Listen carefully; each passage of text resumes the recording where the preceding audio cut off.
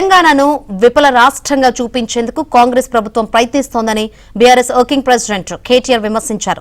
9.5 ఏళ్ల పాలనపై బీఆర్ఎస్ వేద పత్రం విడుదల చేశారు. బీఆర్ఎస్ ప్రగతి ప్రస్థానంపై కేటీఆర్ పవర్ పాయింట్ ప్రజెంటేషన్ ఇచ్చారు. తెలంగాణ భవన్లో శ్వేత పత్రానికి కౌంటర్ గా శ్వేత పత్రం విడుదల చేశారు.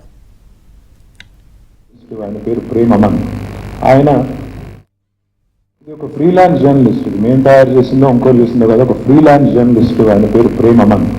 ఆయన తెలంగాణ యొక్క స్థితిగతులను అధ్యయనం చేస్తూ ఆనాడు ఈ క్లుప్తంగా 30-40 నిమిషాల మీడియా కలిగిన డాక్యుమెంటరీ కానీ క్లుప్తంగా చూపెడితే ఇది అల్టిమేట్గా కరువులు, కాటకాలు, కల్లోలిత ప్రాంతం. గత పాలకులు తెలంగాణను విధ్వంసం చేశారంటూ మాజీ మంత్రి కేటీఆర్ మండిపడ్డారు. శ్వేత పత్రాల పేరుతో అబద్దాలు చెబుతున్నారని మండిపడ్డారు. విధ్వంసం నుంచి వికాసం వైపు, సంక్షోభం వైపు నుంచి సమృద్ధి వైపు రాష్ట్రం ప్రయాణం సాగిందని తెలిపారు. గత 10 ఏళ్ల బీఆర్ఎస్ ప్రగతి ప్రస్థానం భారతదేశ చరిత్రలో సువర్ణ అధ్యాయనంగా నిలిచిందన్నారు. సమైక్య పాలకులకు తొత్తులుగా మారారని ఆరోపించారు. కాంగ్రెస్ విడుదల చేసిన శ్వేత పత్రంలోని అప్పులపై కేసీఆర్ కీలక వ్యాఖ్యలు చేశారు. శ్వేత పత్రంలో కాంగ్రెస్ చూపిన అప్పులన్నీ అబద్దమని కేటీఆర్ అన్నారు. తెలంగాణ అప్పులు 3.17 కోట్లు ఉంటే కాంగ్రెస్ 6,71,757 కోట్లుగా చెబుతుందని ఫైర్ అయ్యారు. సివిల్ సప్లై నుంచి విద్యుత్ వరకు అన్ని తప్పులు తడకగా చూపించారని కేటీఆర్ మండిపడ్డారు.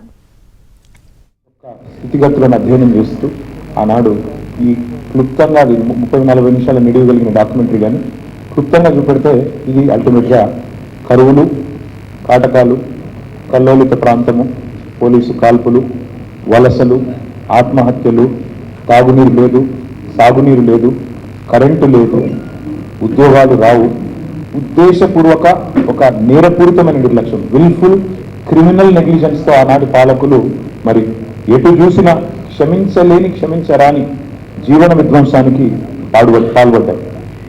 ఆఖరికి పాడి పశువులను కూడా కబేలాలకు తరలించే దుస్థితి, వివక్ష, పక్షపాతం, అదేవిధంగా సమైక్య పాలకులకు తొత్తులుగా ఇక్కడ ఉండే తెలంగాణ కాంగ్రెస్ నాయకులు డూడు బసవన్నల మాదిరిగా వాళ్ళు ఏం చెప్తే వీళ్ళు అక్కడ దానికి తల ఊపుతూ తొత్తులుగా మారిన పరిస్థితి.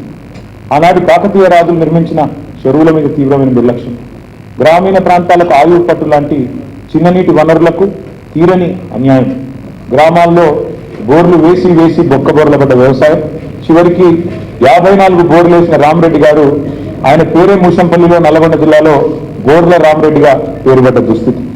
అడవుల క్షీణించడం వల్ల, అడవుల క్షీణత వల్ల పూర్తిగా పడిపోయిన వర్షపాతం, 900 మిల్లీమీటర్లు నీళ్లు వర్షం పడే తెలంగాణలో ఆనాడు అడవులు క్షీణించడం వల్ల చివరికి వర్షపాతం కూడా కరువై వర్షాభావ పరిస్థితులు, కరువు పరిస్థితులు నెలకొన్న పరిస్థితి. సుభిక్షంగా ఆనాడు భారతదేశానికి స్వాతంత్రం వచ్చినప్పుడు సుభిక్షంగా ఉన్న తెలంగాణ సమైక్య పాలనలో పూర్తి స్థాయి సంక్షోభం వైపు మళ్ళింది. ఈ భయంకరమైన జీవన విధ్వంసం మిగిల్చిన చేదు జ్ఞాపకాలు ఎన్నో. తెలంగాణ అంటేనే నెర్రలు బారిన నేలలు, నెత్తురు గారిన నేలలు అన్నట్టుగా మా నాయకుడు కేసీఆర్ గారు ఆనాడు ఉద్యమ సమయంలో చెప్పేది,